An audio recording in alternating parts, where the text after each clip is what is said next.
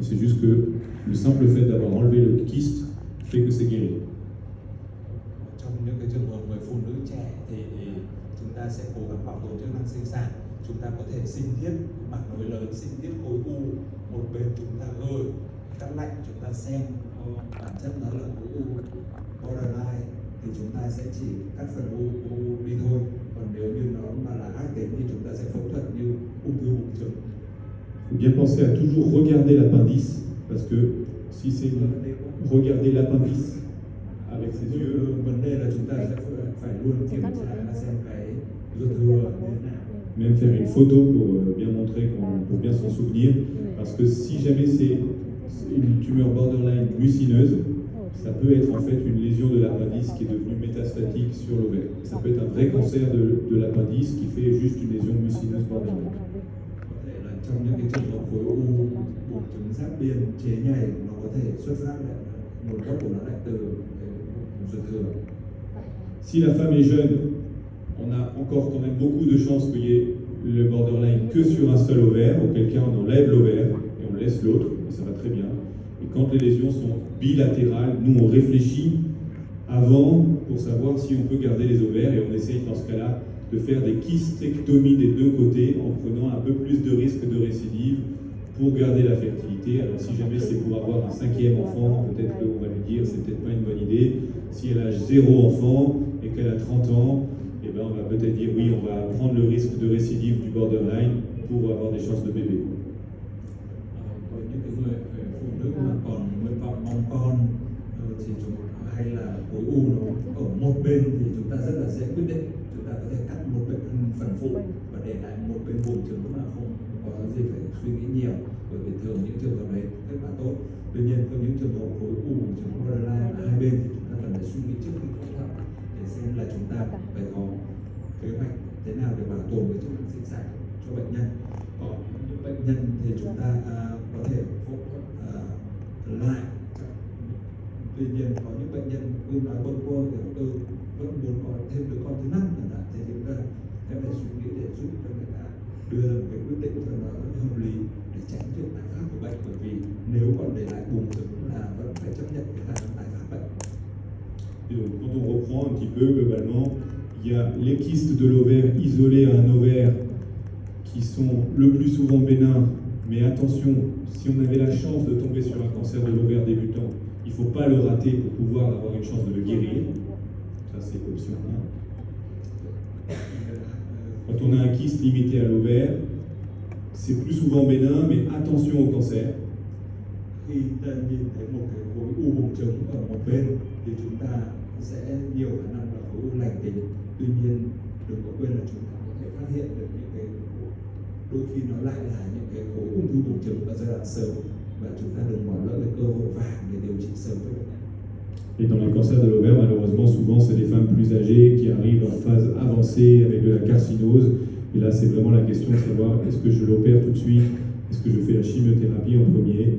Et en général, le traitement, c'est ça, c'est la chimiothérapie et la chirurgie, en choisissant quel est le bon moment et en essayant quand même de tenter la chirurgie si elle est possible après 3 ou 6 séances de chimio. Còn với khối ung thư buồng trứng thì thường là ở phụ nữ lớn tuổi, thường ở giai đoạn muộn, và chúng ta sẽ luôn phải cân nhắc giữa chuyện là phẫu thuật ngay từ đầu hay là điều trị hóa chất trước rồi phẫu thuật sau.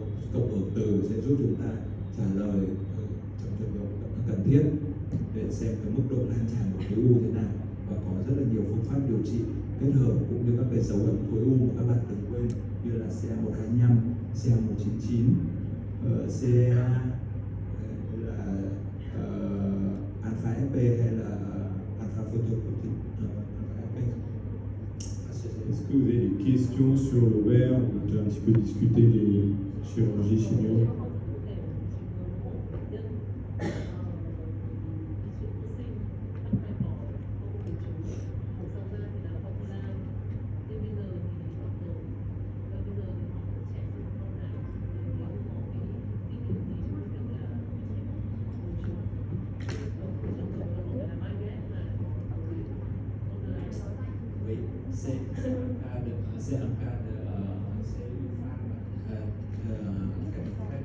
Infertilité et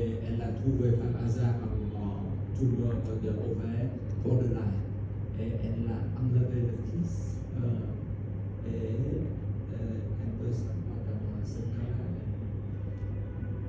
Quelle surveillance? Quelle surveillance? Alors nous, chez nous, quand il y a une lésion borderline, si elle a été enlevée en totalité, maintenant il n'y a plus de recommandation d'attendre pour avoir une grossesse. Donc on peut avoir une grossesse tout de suite, être enceinte tout de suite. Maintenant, si elle a besoin de la FIV, c'est un petit peu différent, ça dépend du type de lésion. La première question, c'est elle a fait cystectomie. Cystectomie, pas annexectomie. De toute façon, maintenant qu'il y a eu la kystectomie, qu'il y a eu la rupture potentielle du kyste dans le ventre, il n'y a pas forcément, si la kystectomie a été complète, il n'y a pas forcément de bénéfice ajouté à faire l'annexectomie, parce que l'annexectomie, elle a surtout pour intérêt de prévenir le risque de rupture dans le ventre. Donc une fois que tu as fait la kystectomie, si elle est complète, soit tu as réussi à le faire sans rompre le kyste, ce qui est rare, soit tu as rompu le kyste, ce qui est le plus fréquent, mais si tu l'as enlevé en totalité, il n'y a pas de bénéfice à retourner enlever l'ovaire si à l'échographie ou à l'IRM, il n'y a pas de kyste résiduel. La question c'est, est-ce que maintenant tu es suffisamment sereine pour pouvoir dire j'ai enlevé tout le kyste et je peux stimuler pour avoir, parce qu'elle n'a pas d'embryon déjà. Non. Et aller ponctionner, ça c'est un peu compliqué, nous on présenterait ça en RCP, TMRO. Tu refais en stagique? De retourner opérer la dame pour regarder, oui, c'est une possibilité aussi de... On est combien de temps après l'opération là? 3 mois. 3 à 6 mois après, retourner faire une célioscopie pour regarder l'aspect de l'ovaire. Tu vas retourner dans le ventre, regarder l'aspect de l'ovaire, est-ce qu'il a bien cicatrisé, est-ce qu'il y a des choses superficielles dessus, après avoir fait une échographie bien sûr, pour qu'il y ait un kyste qui soit revenu, regarder s'il n'a pas des petits granules sur lui, s'il n'y a pas des granules sur le péritoine du pelvis, comment est